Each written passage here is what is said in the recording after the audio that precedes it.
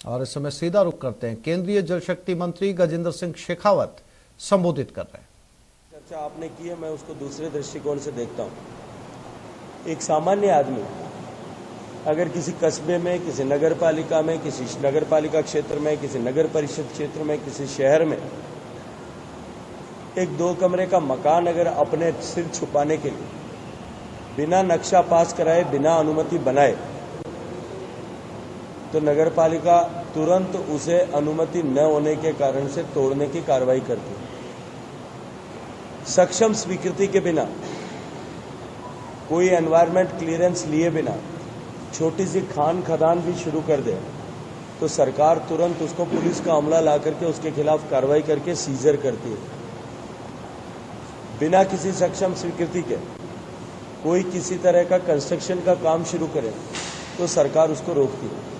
मेरा प्रश्न यह है कि बिना किसी वैधानिक स्वीकृति के राजस्थान में सरकार ने 1850 करोड़ रुपया खर्च करके रिवर फ्रंट बनाया, और वो भी ऐसी जगह पर बनाया जिस जगह पर घड़ियाल की सेंचुरी है। उसके बावजूद भी बनाया जब भारत सरकार का ministry of environment and forestry, one and पर्यावरण मंत्रालय लगातार पिछले 8 महीने से इनका इस अवैधानिक बिना अनुमति के हो रहे काम को रोकने के लिए चेतावनी दे रहा था, लिख करके दे रहा था, अपना पक्ष प्रस्तुत करने के लिए दे रहा था। लेकिन दुर्भाग्य यह है कि सरकार, जो शब्द मैंने प्रारंभ में अपनी प्रेस वार्ता के उपयोग किया, ये सरकार अराजक हो गई। अब इसको किसी तरह के कानून का भय नहीं है। इस सरकार की दुर्भाग्यपूर्ण स्थिति है, एक तरफ सरकार अराजक हो गई और दूसरी तरफ इस अराजकता की सरकार के चलते हुए राजस्थान में अराजकता व्याप्त हो गई है। यहाँ पुलिस थानों के ऊपर एक स्लोगन लिखा होता है, अपराधियों में डर और आम जन में विश्वास। इस अराजक सरकार के चलते हुए स्थिति इसकी उलट है। आज अपराधी बेखौफ हो गए और आम जन डर के मारे, डर के साए में जीने के लिए मजबूर हैं। सर, आज जल शक्ति मंत्री को चंबल नदी से भी कुछ छेड़छाड़ हुई है। देखिए, मैंने निश्चित रूप से कहा, किसी भी नदी पर किसी भी तरह का काम करना, उसके लिए सक्षम स्वीकृति की आवश्यकता है। और वहाँ तो क्योंकि घड़ियाल सेंचुरी भी है जो डायरेक्टली उससे इफेक्ट हो रही थी, लेकिन जब सरकार ये मान ले और आज़ाद हो जाए, ये केवल एक विषय नहीं है, इस तरह के अनेक विषय हैं। सरकार जो ईस्टर्न राजस्थान कैनाल प्रोजेक्ट बनाने की बार बार मुख्यमंत्री जी घोषणा करते हैं, उसको लेकर के भी इसी तरह की स्थिति है।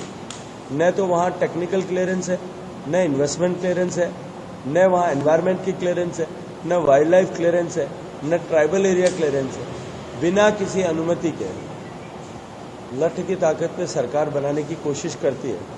मध्य प्रदेश एग्रीड होकर के सुप्रीम कोर्ट में जाता है और राजस्थान के 13 जिलों के 3 करोड़ से ज्यादा लोगों के सूखे हुए कंठों के ऊपर और अधिक ताला लगने का पाप ही अशोक गहलोत सरकार करती है। सर, भाजपा के टिकट वितरण का फॉर्मूला क्या रहेगा? टिकट लगाई जा रही है कि 80 साल से उम्र में 5000 से कम अंतर के टिकटों को काटा जाएगा, क्या कहना चाहिए?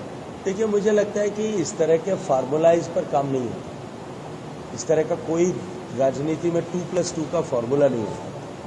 पार्टी तय करती है, पार्टी में निरंतर नए लोगों को अवसर मिलना चाहिए, पार्टी उसको लेकर के भी तय करती है, रायशुमारी करती है, कार्यकर्ताओं के स्तर पर करती है, जनता के स्तर पर सर्वे कराती है, कोर कमेटी में बैठ करके निर्णय होता है, उस निर्णय के अनुरूप बाद में पार्लियामेंट्री बोर्ड में जाता है, और पार्लियामेंट्री बोर्ड सुप्रीम अथॉरिटी है, वो तय करती है कि किसको कहाँ किस परिस्थिति में चुनाव लड़ना चाहिए।